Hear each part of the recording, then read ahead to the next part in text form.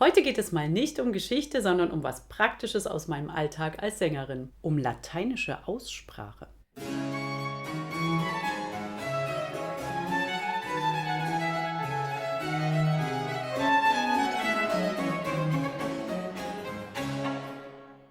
Auf meinem YouTube-Kanal habe ich das Agnus Dei aus der H-Moll-Messe von Johann Sebastian Bach mit dem Thomaner Chor Leipzig unter Georg Christoph Biller gepostet. In dieser Aufführung beim Leipziger Bachfest haben wir den lateinischen Text in deutscher Aussprache gesungen. Dazu bekomme ich immer wieder Nachfragen und Hinweise, wie falsch wir das aussprechen. In diesem Video möchte ich mal erklären, warum wir das tun. Und am Ende gibt es ganz viele Beispiele.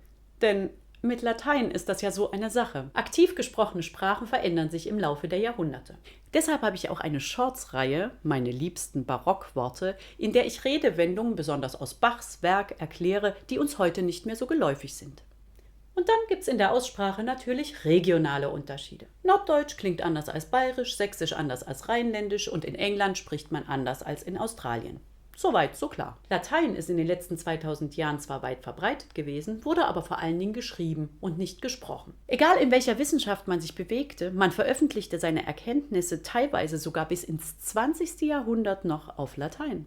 Und das war super praktisch, weil alle gebildeten Menschen das über die Sprachgrenzen hinweg auch verstanden. Der einzige Ort, wo die breite Bevölkerung mit Latein in Berührung kam, war in der Kirche. Hier wurden und werden viele Texte auf Latein gelesen und gebetet. Und das auch von der Gemeinde. Und hier kommt wieder die Region ins Spiel. Die meisten lateinischen Messtexte und Liturgie werden in der Landessprache eingefärbt. Das heißt, in Deutschland spricht man Latein nach den deutschen Sprachregeln aus, in Italien aber zum Beispiel nach den italienischen. Und schon in diesen beiden Sprachen gibt es riesen Unterschiede. Der markanteste ist, dass das C oder G von einem I oder E danach verändert wird. Das ist übrigens beim I auf Polnisch genau dasselbe. Pacem, pacem. Benedicimus te, benedicimus te. Das N verändert das G. Agnus, agnus. Magnificat, magnificat. Aber es gibt noch viel mehr Unterschiede. QU wird auf Deutsch Qu und auf Italienisch Qui ausgesprochen. Qui, Qui, Quoniam, Quoniam. Y klingt auf Italienisch wie I. Kyrie, Kyrie. Ein H im Anlaut wird im Italienischen immer weggelassen. Hora, Ora. Und natürlich klingen die Vokale völlig anders. Deus, Deus. Außerdem werden die Konsonanten im Deutschen aspiriert, im Italienischen nicht. Terra, terra.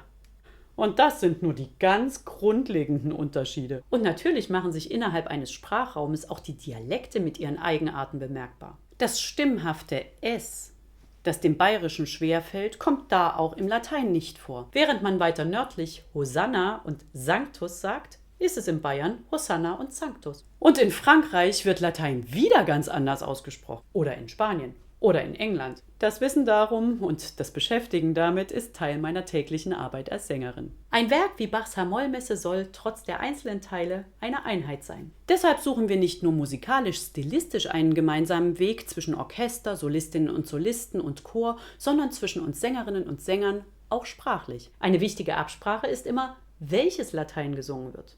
Und das hängt von mehreren Faktoren ab. Von der regionalen Herkunft des Komponisten, von seinem Wirkungsort, von der Art der Musik und von den Menschen, für die die Musik geschrieben wurde. Hier kommen jetzt mal ein paar Beispiele, wie ich persönlich bei verschiedenen Komponisten und Werken entscheiden würde. Geistliche Werke von Claudio Monteverdi würde ich immer in italienischem Latein singen. Er und seine Sängerinnen und Sänger waren Italiener, er lebte in Italien und er komponierte für italienische Höfe. Kompositionen aus der Bach-Familie würde ich hingegen immer in deutschem Latein singen. Sie waren Musiker aus dem sächsisch-thüringischen Raum, lebten dort und arbeiteten vor allen Dingen mit deutschen Sängerinnen und Sängern. Deshalb würde ich bei den Magnificats von Karl Philipp Emanuel und Johann Sebastian auch immer für deutsches Latein plädieren. Ein Grenzfall ist in der Tat die H-Moll-Messe von Johann Sebastian. Sie wurde ja nicht zuletzt als Huldigung und Bewerbung für den Dresdner Hof geschrieben. Und dort waren vor allen Dingen italienische Sängerinnen und Sänger angestellt. Man könnte sie also auch schon in italienischem Latein machen. Und da sind wir bei Johann Adolf Hasse, Hofkapellmeister am polnisch-sächsischen Hof. Er war zwar Deutscher und arbeitete viel in Dresden, aber er schrieb im italienischen Stil, war in Italien musikalisch sozialisiert und arbeitete vor allen Dingen mit italienischen Sängerinnen und Sängern, egal ob in Venedig oder in Dresden. Bei ihm würde ich mich immer für italienisches Latein entscheiden.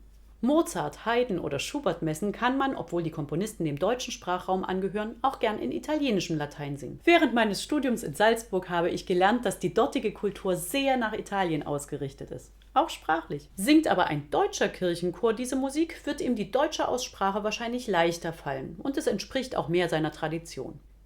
Das Te Deum von Charpentier finde ich auf französischem Latein sehr schlüssig. Die Älteren unter uns kennen das wahrscheinlich noch als Eurovisionshymne.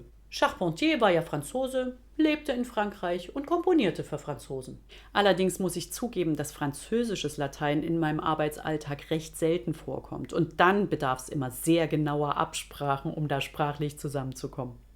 Ein besonders spannendes Thema finde ich Telemanns Deus Judicium Tuum. Natürlich war Telemann Deutscher und lebte in Hamburg. Dieses Stück hat er aber für Paris geschrieben und dort auch aufgeführt. Es spricht also einiges dafür, es in französischem Latein zu machen. Wie wir sehen, ist das Thema sehr vielschichtig. Letztendlich kann die Entscheidung, wie man ausspricht, auch vom persönlichen Geschmack, von der Tradition, in der man steht oder vom Können der Sängerinnen und Sänger abhängen. Bei aller durchdachten Entscheidung. Ein richtig und falsch gibt es nicht.